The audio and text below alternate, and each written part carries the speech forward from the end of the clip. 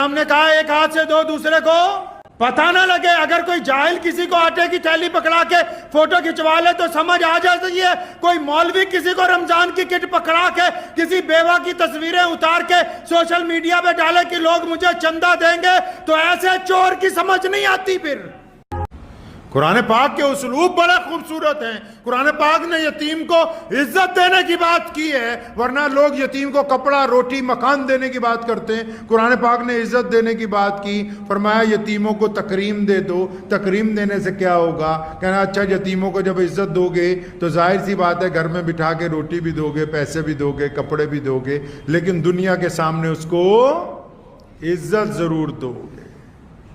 آج صبح کی بات ہے، مجھے واٹس ایپ پہ ایک مولانا صاحب کا میسج آیا.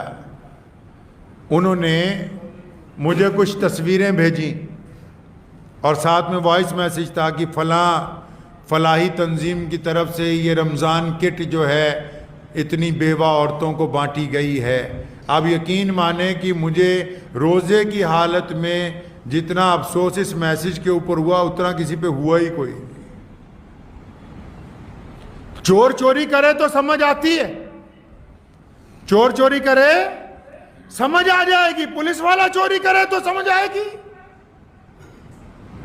چور کے چوری کے اوپر ایک مقدمہ ہوتا ہے، اور اگر کوئی چوری کو پکڑنے والا بندہ چوری کر لے تو دو مقدمے ہوتے ہیں. ایک چوری کا، دوسرا محکمے کی طرف سے ہوتا ہے کہ بھائی تمہیں تو اسی لیے بٹھایا گیا تھا کہ چوروں کو پکڑنا ہے، تو تم کیسے لگ گئے؟ تو دو مقدمے ہوتے ہیں. نبی علیہ السلام نے کہا ایک ہاتھ سے دو دوسرے کو پتہ نہ لگے. اگر کوئی جاہل کسی کو آٹے کی تھیلی پکڑا کے فوٹو کھچوا لے تو سمجھ آ جاتی ہے. کوئی مولوی کسی کو رمضان کی کٹ پکڑا کے کسی بیوہ کی تصویریں اتار کے سوشل میڈیا پہ ڈالے کہ لوگ مجھے چندہ دیں گے تو ایسے چور کی سمجھ نہیں آتی. پھر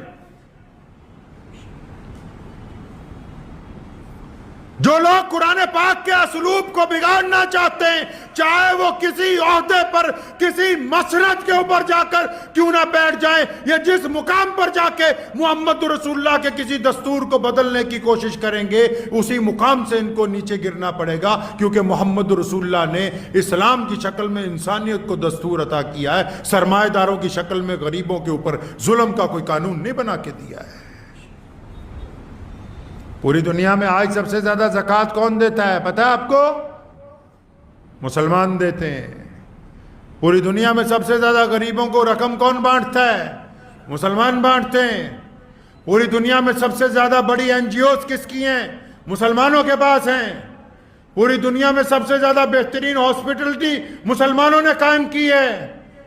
پوری دنیا کے غیر مسلم ممالک کے اندر سب سے زیادہ خرد و نوش کا سامان مسلمان بیچتے ہیں، اور اس کے باوجود کسی کے آگے کوئی تصویر نہیں. کیوں؟ تاکہ بھیجنے والا یہ نہیں چاہتا کہ دینے والے کی بے عزتی ہو جائے. کوئی مولوی بھی ہو رمضان کی کٹ بنا کے کسی کے ہاتھ میں پکڑا دے اور اس بیوہ کی بے عزتی ہو. اگر اس بیوہ کی جگہ ہماری بہن یا ہماری بیوی کھڑی ہو تو پھر یہ تصویر جائے گی آگے؟ یہ ان لوگوں کو بھی کہتا ہوں جنہیں شوق ہے کہ رمضان میں ہم کچھ دیں گے تو ہمارا نام ہو جائے. اگر نام لکھوانا ہے تو اللہ کے رجسٹر میں لکھوا لیں. اگر آپ کو نام لکھوانا ہے اللہ کے رجسٹر میں لکھوا لیجئے، اور وہ ایسا رجسٹر ہے جس کے پنوں کو کبھی دیمک نہیں لگے گی. جب آپ ہزاروں سال بعد میدان محشر میں کھڑے ہوں گے تب بھی نکال کے سامنے رکھ دیا جائے گا کہ فلاں بندے نے اللہ کی رضا کے لیے، کس کی رضا کے لیے؟ اللہ کی رضا کے لیے وہاں غریب کی عزت کی تھی، وہاں غریب کی مدد کی تھی. اللہ تعالیٰ اس کا نعم البدل عطا کریں گے.